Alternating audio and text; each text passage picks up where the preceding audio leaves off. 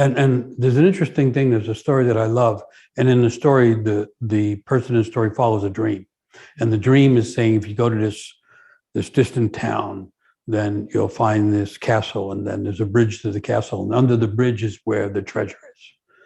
And so this character follows the dream and everything, and then gets afraid to go further because the bridge is being guarded. And so out of fear, the dreamer gets stuck, and he can't go forward, but he can't go back, which is how you know you're on a real road. And he's wearing a rut into the ground, going back and forth, but not going forward or back. And so what I like about the story is he's the closest he's ever been to the treasure he's looking for when he's in the rut. And then what happens is the captain of the guard comes over and says, "Are you okay? We've been watching you. You're kind of strange." Anyway, and then the captain says, "Why are you doing this?" He says, "Oh, I had this dream that told me to come, and at the foot of the bridge, I would find a golden treasure." And the captain said, "Why do you believe in dreams? Dreams have nothing to do with reality. I had a dream myself last night that said that a man named Isaac should go home and go to the hearth at the back of his hut, and there he will find loose bricks, and if he takes out the bricks, he will find a treasure." Well, this guy's name is Isaac. And he goes, "Thank you." He goes all the way home, and there was the treasure in the hearth. But you take away one letter from hearth, and you have heart. Mm-hmm. And so the story is about, it's already in us, but we have to go on a trail of some kind of path in order to find out that it's in us. And that's why I say it's not just that we have gifts and that we have a genius possibility, but there's a road waiting for us. And that's the road on which we awaken to a deeper sense of our authentic self. And it doesn't mean the troubles are over. It just means we're suffering in the right direction more often.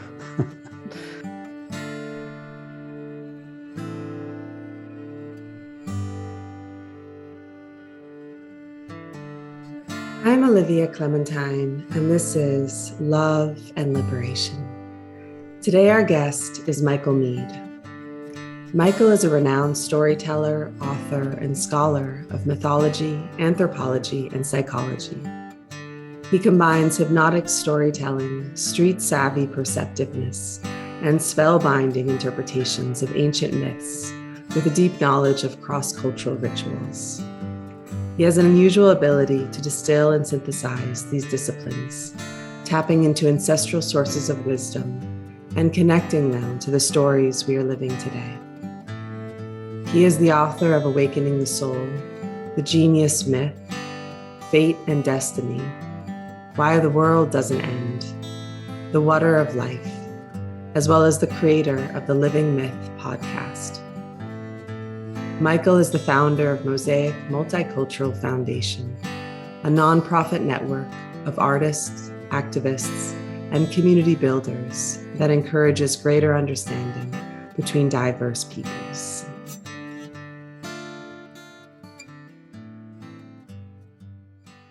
First of all, are you standing? Well, I'm used to being on stage back when you could be in the same room with other people. Mm-hmm. And then I think I've gotten used to spontaneous speech, mm-hmm. so that things just occur, and that happens when I'm standing. So when we started to do Zoom things, the sitting didn't make any sense. So I stand. Yeah, it makes a lot of sense. Well, yeah, I thought we could start with the basics of what is myth. Well, okay. So myth, it's a Greek word, mythos, it comes from, M-U-T-H-O-S, which means story, and it also means telling the story. So it means the entire realm of stories, and then it also means the practice of storytelling. And in Greek imagination, they like to divide things in order to make clarification. And so they said, there's two ways to account for what happens in the world: logos and mythos. Logos is what people used to think of as facts. Of course, now there's alternative facts and all the problems we have with facts. But so logos is logic, it's rationality, it's measuring and counting, gathering the facts. And then everything else is mythos. That is to say, feelings, imagination, things that are not measurable, like deep feelings or love or all kinds of things that are not measurable fall into mythos. And so logos in some ways at least used to be about the facts of the matter, and mythos is what really matters. So that's one way to see it. In Greek imagination, ancient times, these are the only two ways of looking at things, and anything that wasn't measurable or logical was mythological. Myth is its own logic. And so in the modern world, the Western world, which is dominated by logos and rationality, the things that we're missing are mythos. What story are we in? Mythos would also be the area of relationship, how things are related, not because the world of logos separates everything into subject and object. And mythos reconnects everything through deep relationships. So that's one way to look at it. Another thing that people used to say is myths are a series of lies that reveal the truth. So myth is about the underlying truths. So was there ever someone called Icarus who flew too close to the sun and had the wax that were holding the feathers on or the wings on melt? Probably not. Do people nowadays constantly fly too high and get into the bright lights like the sunlight and then crash and burn? Yes. Isn't that the nature of technology, for instance, and people who become stars and all that? So myths are the universal stories that reveal the truth, but they're not literally true. Was there a moment we started to feel that mythos was impractical? Well, yeah, the whole Western world, and it's hard to say when this split occurred, but certainly there's a series of historical moments when the split between human presence and the rest of the world occurred, right? Ancient people imagined that they were part of nature, that human nature was connected to great nature. And somewhere in the course of history, particularly in the Western world, that really got separated. And one of the strongest things that happened was this exaggeration of rationality, which led to the subject-object division. This is still causing all kinds of trouble. The pretension that the subject and the object are separate. In other words, that begins to contribute to the splitting of the archetype of life. So, and that also allows people to attack nature, where the subject, nature is a bunch of objects that we can manipulate for profit and we can exploit without having to justify it. And so we're now suffering the effects of that split. And one way that people experience it now is so many things are polarized. And there's no way for logic to reunite them. Imagination is a key aspect of myth, and imagination is what's missing when things are divided. Another thing you could say is this practice of dividing things logically causes a loss of soul. Soul is like the third thing that unites the other two things. Soul would unite culture and nature. Soul is what unites two people when they get interested in each other. Soul is what connects the mind with the body. And so there's been this objectification problem, and that also involves a loss of soul.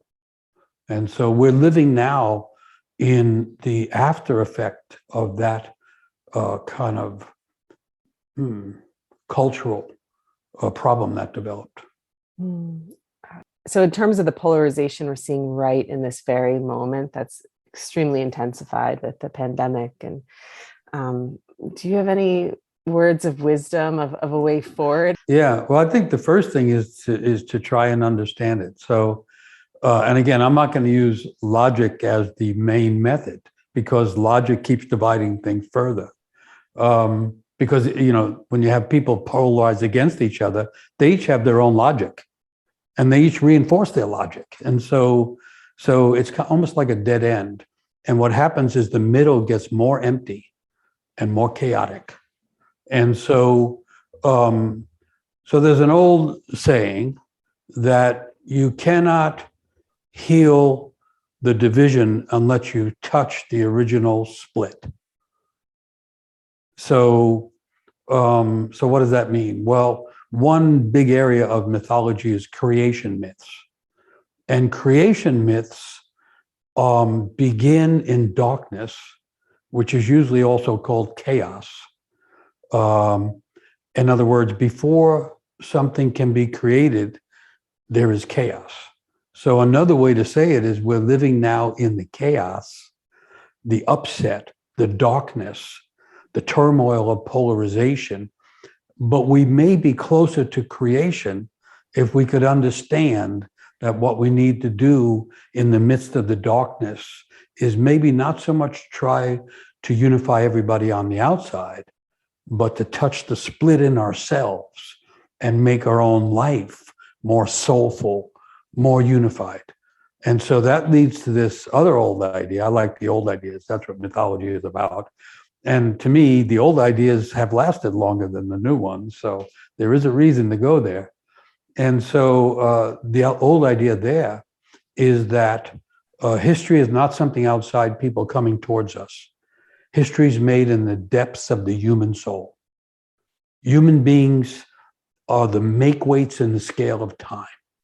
So when we want to change the collective situation, which I think most of us really want to do, it has to start in the individual soul. And so, in other words, people find the unity in themselves, the soulfulness in themselves. And then when enough people do that, people start affecting each other. And the next thing, a sense of unity comes from the ground up, from the ground of the being of the individuals. And I think I need to add one other thing for that to make sense, because I'm assuming, or I'm starting with the old idea, that everyone born is gifted and aimed. The modern idea is using logic. Since they can't prove that people are born with gifts, they decide that everybody's empty, tabula rasa, blank slate. Well, all the stories say that people are born gifted and aimed. So the gifted nature of a person, the old word for that was genius. It's a Latin word that doesn't mean high IQ or transcendent talent. It means the spirit that's already there. So each person comes in with the spirit that's already there, and that spirit has gifts intended to be given, and according to the old stories, it has aims or purposes. So in order to solve the split outside, people need to solve the separation from their own spirit inside. Find a connection to their genius nature, find what gifts are really theirs, and learn how to give them. And so when people are on the genius path, you could call it that, the soul's path, the path with heart, you could call it a lot of things. At some point, you encounter a situation where the gifts you have are just what's needed. And you get a chance to give them in a meaningful situation that has an effect beyond oneself. And when that's happening to enough people, suddenly you're starting to change the effects of culture and as well as the effects of nature, because the genius of some people has to do with forests and rivers and growing more grains or whatever it's going to be. And other people, their genius has to do with teaching, or it has to do with healing other people, or it has to do with reinventing funerals. And every level of culture and every level of nature is in trouble right now. And so it needs many, many genius natures waking up and doing what they were gifted to do. That's how I see it. No, it's not a big agreement where everybody agrees and they have a Congress and everybody goes, No. I mean, maybe that's good. Maybe that'll help climate crisis. But what really will help it is if people wake up to who they are and what they have to give. That's my mythological take on what do we do. That really resonates for me. And I'm curious if I imagine for some people, I know for myself, there's this tension between doing the inner work and connecting with one's inner genius and then wanting to engage in the world, but not necessarily doing it prematurely from this kind of haste, fear place. Do you have any thoughts on that kind of working with both aspects? Yeah, I mean, it is fearful. And we have reasons to fear because so the genius part of a person, the gifted part, the spirit of the person, is neither the product of nor the best place for the family to be in charge. So that part of us is not come from the family. Mm-hmm. It comes from the unseen. It comes from the divine. It comes from the eternal, whatever you want to call it. It comes from the spirit world. It's not the result of one's parents. And so families don't know the genius of their children. Occasionally, mom or dad might figure it out, but mostly no. I mean, most people that grow up, their parents wanted them to be somebody else. Mm-hmm. And that's kind of and there's also the idea that if we got everything we needed from our parents, we'd stay children and we'd all stay home. Mm-hmm. So it's set up so that by the time we become a young person, no longer a child, the family doesn't work anymore. We are supposed to go through, typically it would be a rite of passage. And one of the old understandings of rite of passage is the young person, girl or boy, is moved from the lap of their mother to the lap of Mother Nature. All the rites of passage happened in nature.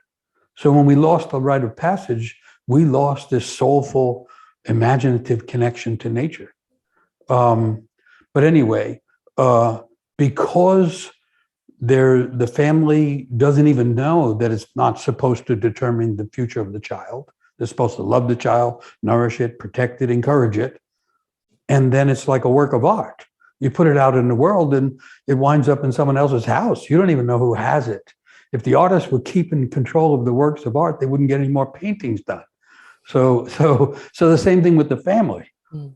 The family is supposed to let the child go to become themselves, but there's supposed to be people waiting to help that child. Mentors and elders who help each young person go through an experience of self-revelation, realizing who they really already are.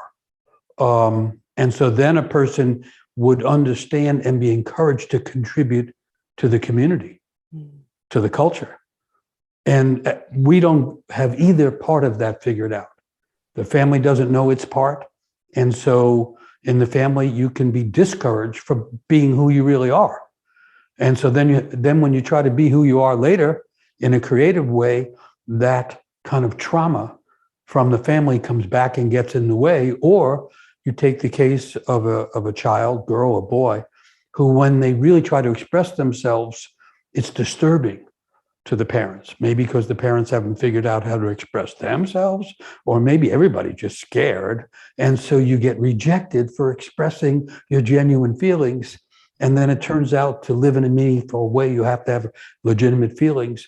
And to have those is to feel afraid that you're going to be rejected again, or misunderstood, or mistreated. And so it's really hard to be genuine in the modern world. And yet what is missing in most situations is authenticity. And so it's hard. We have to figure out our own kind of rite of passage to some degree. And I think it's really important to find people, mentors is one name for it, who actually see who we are and say, I see you. You're really brilliant. And maybe no one told you that. And here's the way in which you're brilliant. It needs to be confirmed. So I said that everyone is born with gifts, but the gifts we have to be confirmed by other people who have similar gifts, or at least know something about giftedness. Does that make sense? Yeah, totally makes sense. Yeah. Yeah.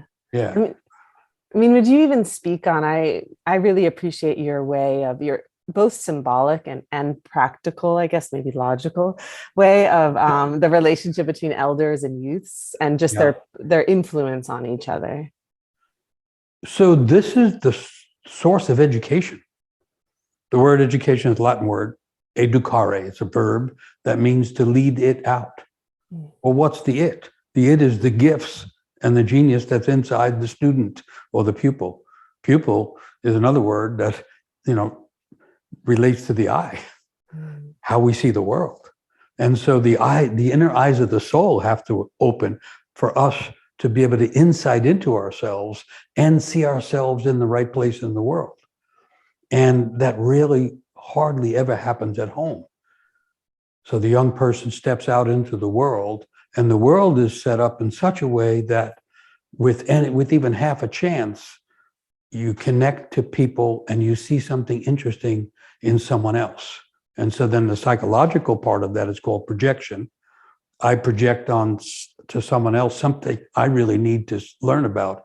It's in me, but I project it on them so I can see it. And that projection is the essence of mentoring. Mentoring comes from the Odyssey, the beginning of the Odyssey, when the young prince who is devastated by the fact that the realm is collapsing.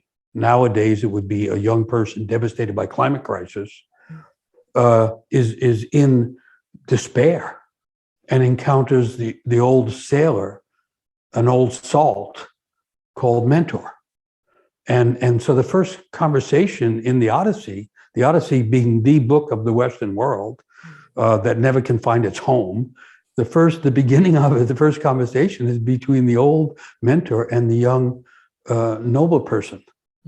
And then mentor, the beginning of it, men, has nothing to do with men. It's not masculine. Men's is the name of the old goddess of wisdom. And is closer to the idea of mental, not men, masculine. And so when mentor speaks to the young prince, who stands for the nobility in every young person, it says that Athena, the goddess of knowledge, speaks through mentor. So this is this beautiful thing where we leave home because we couldn't get everything we wanted there, and we began to have big dreams or wonder, could I become myself, or could I get involved in the right kind of trouble, whatever it is? And we're out there. And then we're supposed to encounter someone on whom we can project what it is we're trying to become. And if that person is an actual mentor, in other words, they're interested in us and they're going to be authentic, then mythology says that an unseen force, the goddess of wisdom, comes present. And this is really important because people that are mentoring don't have to have all the answers. That's not it. That's the logic problem. They have to be present, and things will occur to them. The conversation becomes creative. The two people are like the electrical poles that generate a third thing that informs both of them. So that's the oldest form of education. And it's brilliant. It's inspiring. It's, a matter of fact, a really good exercise for people is to consider or think about anybody that might have mentored them. And one way to understand that, another way to think about it is, whoever you think of when you're in trouble, that's your mentor. And it doesn't have to be a living person. It doesn't even have to be a person. It could be a tree. It could be a bird or a deer. It's whoever intensifies your capacity to be present and recognize yourself.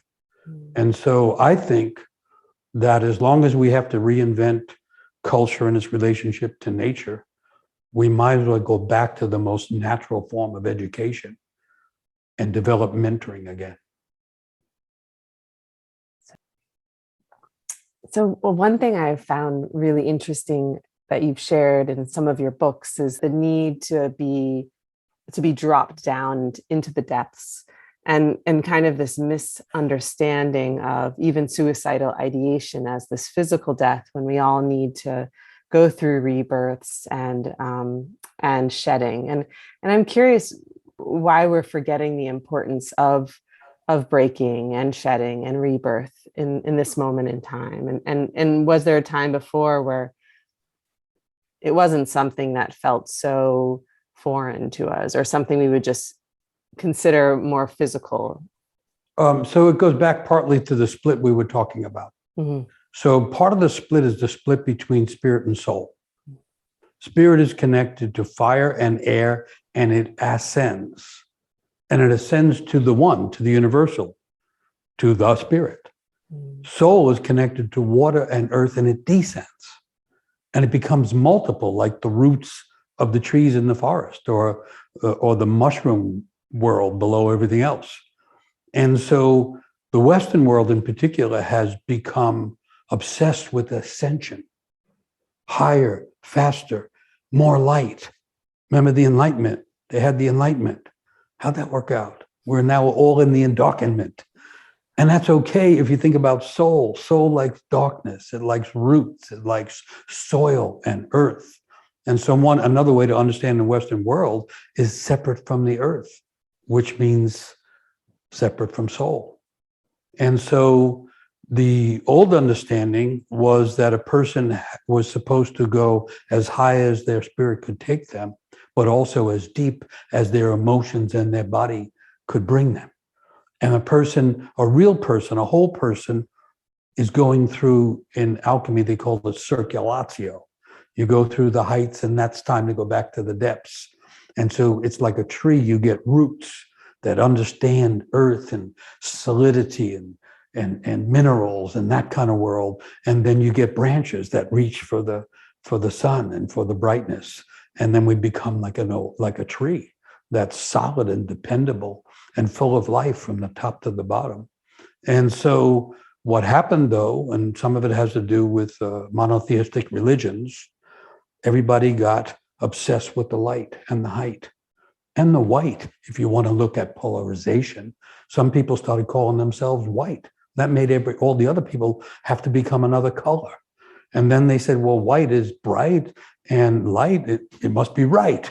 And so there aren't white people. They're or someone who identifies as white has lost their soul. Because the soul was in the depth and in the dark. And so people are afraid to go down, when going down is absolutely necessary for growing up. And so then what happens? COVID comes along, and it pushes everybody down into themselves. People have to separate, and you get heavy feelings like fear. Mortality becomes more palpable. And in the ancient world, that would make sense. You just go down. In ancient Greece, they had Hades down below. It wasn't burning fires of hell. There was all kinds of stuff down there, and including hidden gold and all kinds of things. And people used to go to Hades several times a day. And so the fear of going down is something we inherit culturally. And yet the soul is about depth. And then you could say anything worth doing in life, any creative effort, any inventive effort, any relationship needs depth. Without depth, it can't exist, just like a tree can't exist without roots that are constantly going down. And so there's a fear, and going back to tabula rasa, the modern idea that people are empty, people are afraid to go down there and find out they're empty. Well, no one's empty. The stuff that we lost is down there. The old Sufi story of, Nasruddin, who's like the wise fool.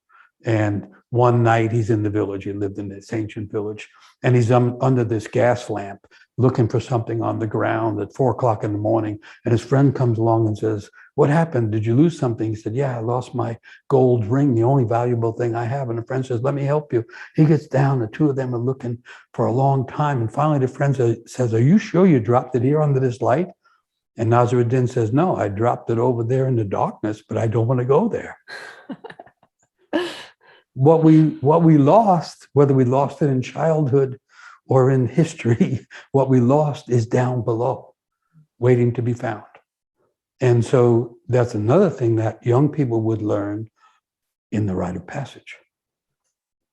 Because the other thing that happens, if people don't know they have a deep self, then they think the persona or the ego self, I call it the little self, is the only self. And it turns out the little self doesn't even know that there's a deep self or that there's a reason to be alive. It's just busy defending itself against all the other little selves. Mm-hmm. And so when we go down, despite our fears and despite what people might have told us, we can eventually get connected to the deep self and the deep soul. And at that point, we are actually more genuine. We're more of a human being, and we're more able to deal with uncertainty and changes, because the resiliency comes from that deep place, not from having a good plan. I'm thinking of somebody who's listening and really wants to avoid that aspect of themselves, wants to, avoid the darkness. And do you have a feeling of one suggestion that could be offered in terms of turning towards that depth within oneself? That's a really good question. Well, first of all, stories, where we started from. If the story is, there was a little girl and she was really beautiful and charming, and she always did things right and people gave her good things, where's the story? Where's the story? There's no story.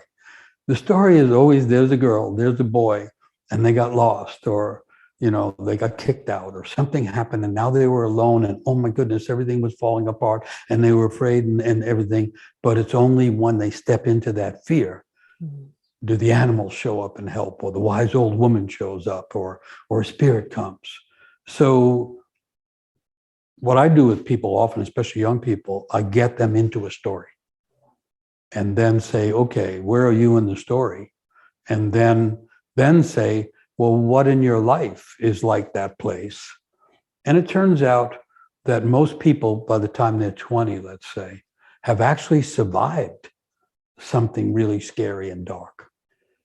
But they didn't understand what that survival was about. So one thing people can do is go back to a time that was threatening, disturbing, or deeply traumatic, and figure out how did you survive that? Because that part is the genius part that didn't get swallowed up. I mean, that's what's coming to my mind. I love that. Everyone's wounded. And the wound, it's the fear of the nature of the wound and the size of the wound, I think, that keeps people stuck. But everyone's wounded. And it turns out the wounds reside right next to the gifts. And so once we know the gifts are there, it's worth having the courage to go into the wounds. And again, I go back to stories because the old stories are always saying, you're not alone. You're not alone. The trees are nearby. Mm-hmm. The birds are nearby. We've been taught, because of subject-object division, that we are an isolated subject in this big, dark universe. It's just wrong. We're secretly connected. And we're connected to things that are specific. Native Americans had the idea, they called it the second soul. And the first soul was the body soul. The second soul was a person's instinctive connection to some part of nature, to a kind of tree or a kind of bird. And they would sometimes have a name that indicated that connection. So I think once we feel connected to something meaningful, that gives us courage to descend. And then often I've worked a lot with young people, it gets really specific. If you can get their story, and you really listen carefully, you go, oh, I see. Okay. You're this kind of person. Then it's easier to help. That's what mentoring turns out to be about. So that's another thing. For a person really feels they can't do it, figure out who you think can do it. Find someone that represents capacity, courage, whatever it is, and then figure out, what are they doing? How are they moving? And so often that turns out to be like a musician, or, in other words, the people that we get interested in are actually doing something. And they're not going, oh, I'm going to descend now and straighten myself out. they're playing, I'm going to learn more about music, and that pulls them into deep emotions. And so that's another thing to understand. A person needs a practice. They need an art and a practice, because you can be really much more courageous. For me, it's storytelling. I mean, that gives me courage. I really get the courage from the story. And I also get the feeling I don't have to understand it or know it. The story knows. Let's all get in the story. Then we have a chance. Another question kind of related is, in the intensity and heartbreak again and chaos, both individually and for humanity, what makes loving still possible? The soul, first of all, the soul wants to be in a great story. You know, some people are quiet by nature, but no one has a small soul. The soul wants us to be in this, you could call it the great drama, the great dance, they used to call it. And the feeling to be in it, even if the feeling is, oh, I'd like to be in it, but I can't be in it. The feeling is to be in something beautiful, meaningful, and something that we love. And so, in Greek myth, the name for that is Eros, the god Eros, who was the first god, the first one born out of the cracking of a golden egg floating on the dark, endless sea. It's a creation story. And the golden egg cracks, and out comes Eros. And that's the beginning of love. Eros means the erotic connection to everything, anything. And so one of the things I think that helps with love is to realize from a very early age, each of us loved a whole bunch of things, you know, like the love of music, you know, that can start really early. And then, of course, a whole section of the music is love songs. So the love leads you to the love. And so there's that. Then there's another old idea called the Garden of Eros, the beautiful garden where there's all the different flowers and all the different plants. And secretly, we're all invited to go in there and find out what we love best. And so the fact that it's a garden shows that it's natural. That is to say, we're supposed to be in love. It's fine, it's great with a person or more than one person, whatever you have, but it's really to be in love with life also. And then to find the part of the garden and the style of blossoms that really move us. That's our right as human beings. But in many families and in many parts of culture, that gets shut down.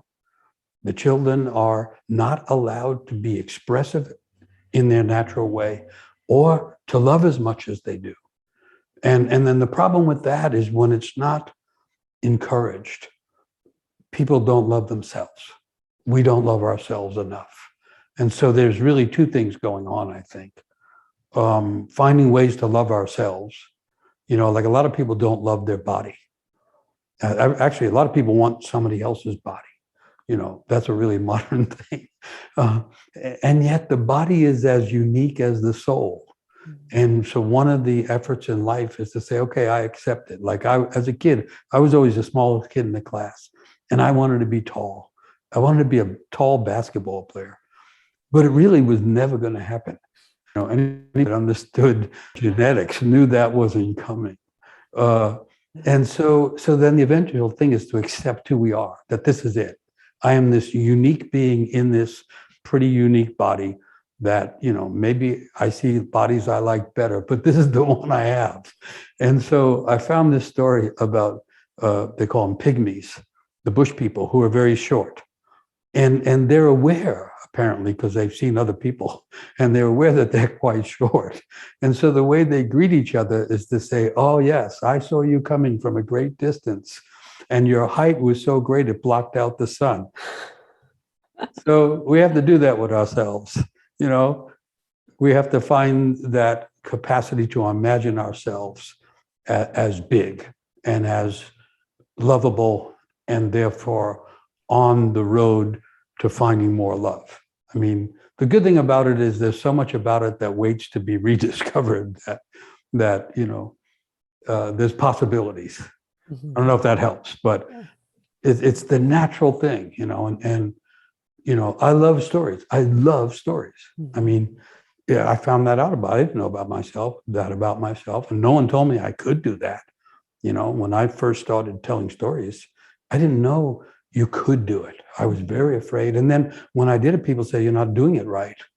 And I'm going, well, how do you even know that I'm not doing it right? And then I find out later that a real storyteller is themselves. It's the uniqueness of the storyteller that brings the story to life. Mm. And so many of the ideas that we are given are just wrong. And especially when it comes to love. Mm. I'll add one other thing.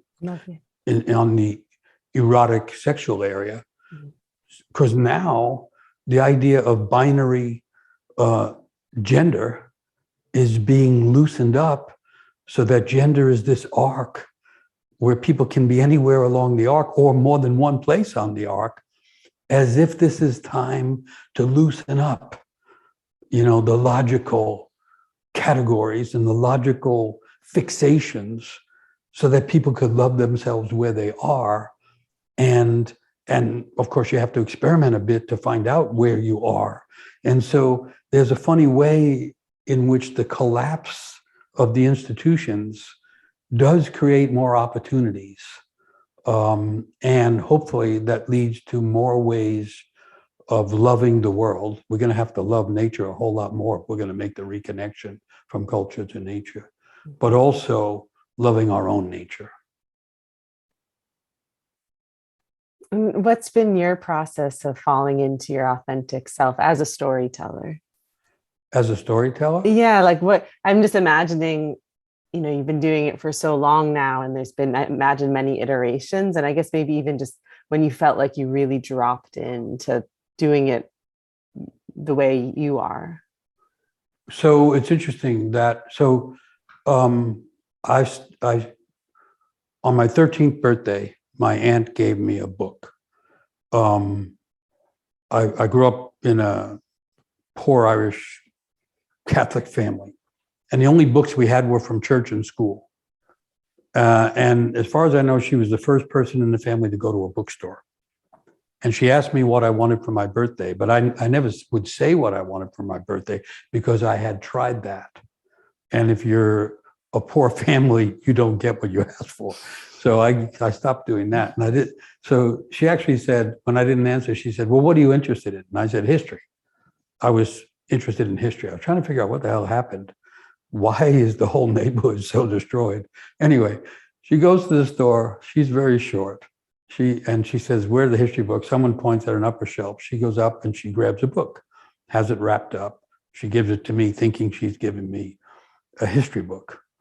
I tear the paper and I see a flying horse and someone sitting on the horse shooting an arrow and arcing into the sky. And I go, whoa, this looks like a great book. And she goes, oh, it's the wrong book, give it back. And so I'm saying, no, but I want this book. And so then I tear the rest of the paper up and it says Mythology by Edith Hamilton. So on my 13th birthday, I find this book like a magical opening to the language of, which is going to be the language of my life, that no one in my family could even possibly consider, and that was given to me by mistake.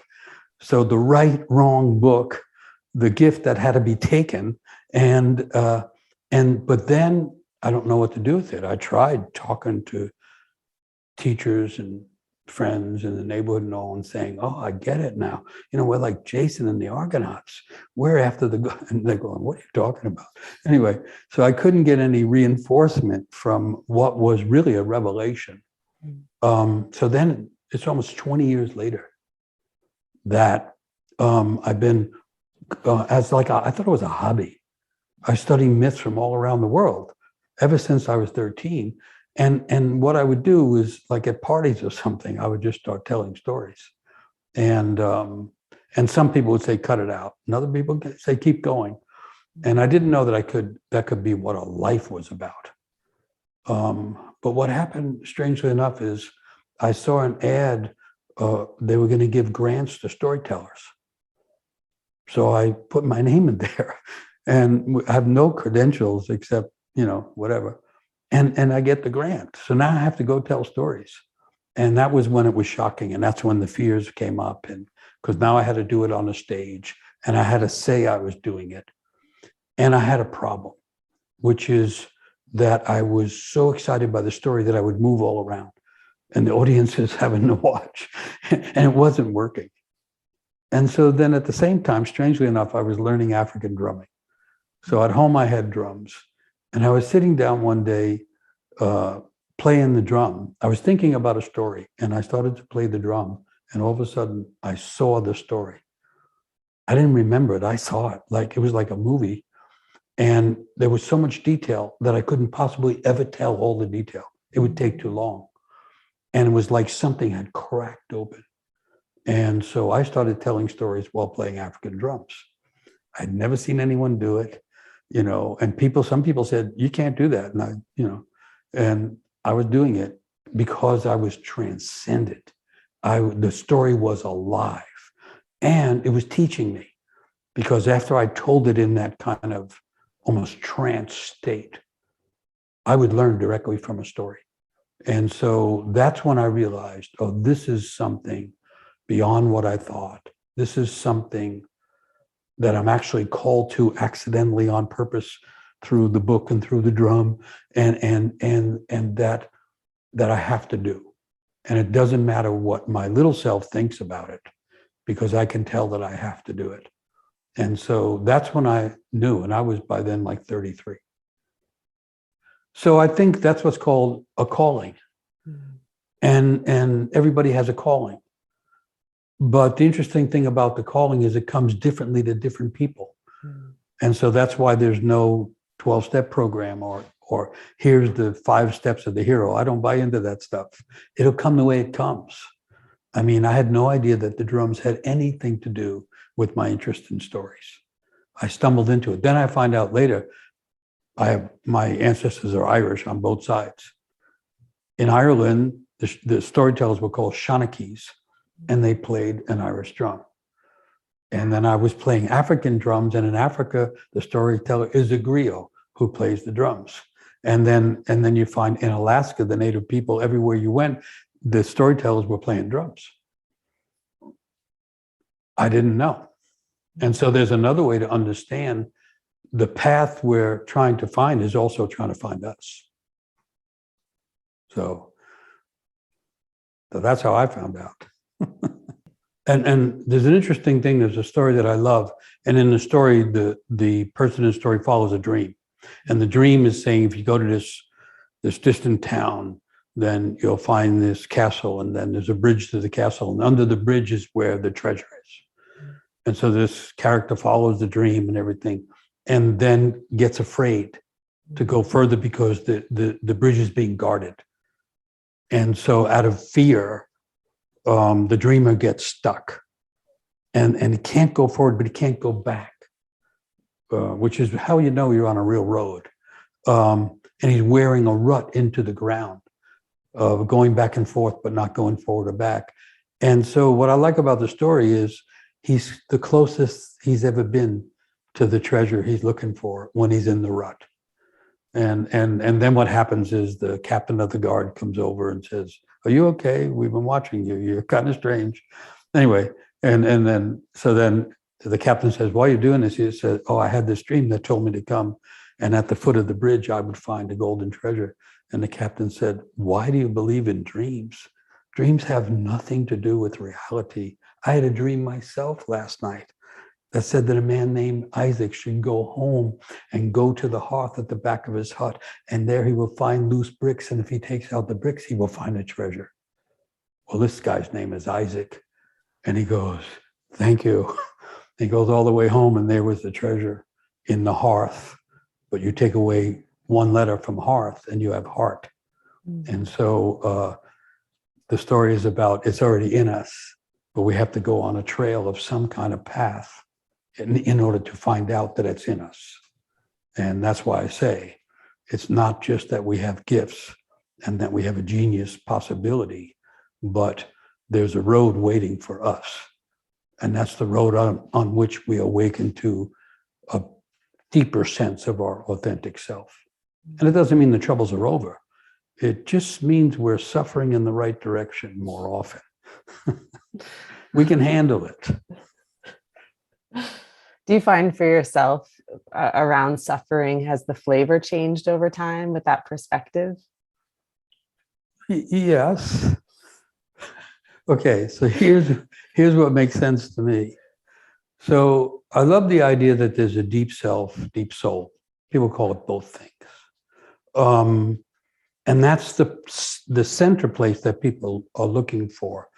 You can find that image and the name for it all over the place. You know, the diamond heart, the philosopher's gold. There's all these references, and it's always like gold or something you have to dig for. So the idea is you're going down to find it. So once the ego, the little self, starts to realize it's not the self, it's the little self, the bigger self is nearby and down somewhere, then it becomes possible to say, okay, I'm getting really scared again. And then go, oh, but I get it. It's my little self that's really scared again. Take a deep breath. I'm not that tiny person that gets so fearful I can't move. I'm actually connected to this deeper sense of self. So that to me is really interesting because it's psychological, what's psychologically accurate. So then it turns out that fear, which is an old English word, connected to fair, as in thoroughfare. Fear used to be called the teacher. What we're afraid of is where we're going. But we only get that when we don't succumb to the overwhelming fearfulness of the little self.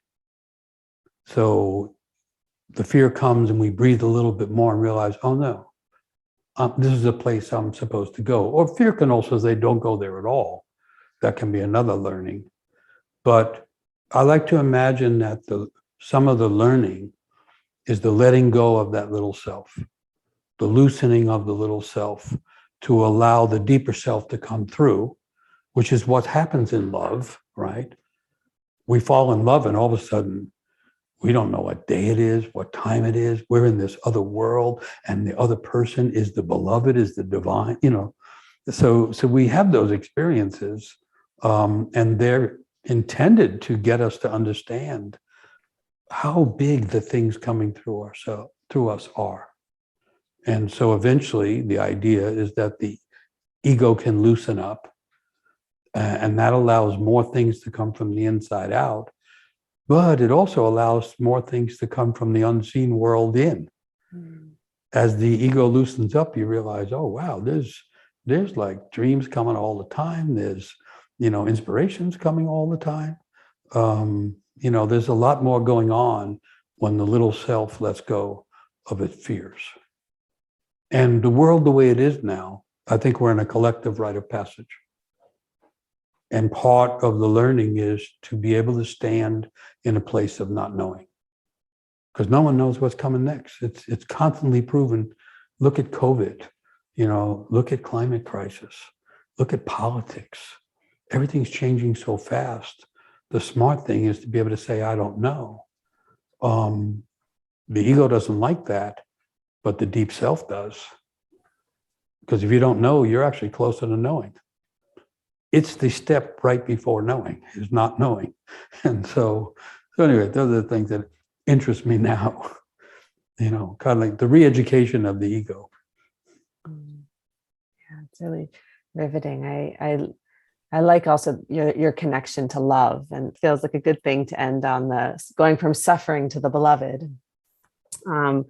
If there is a difference, I'm not quite sure. You could say, but yeah, in those moments that kind of we feel our separation and we want to, because I'm hearing the intellectual side, you're speaking of the psychological knowledge that we have of these separations between the small self and the big self.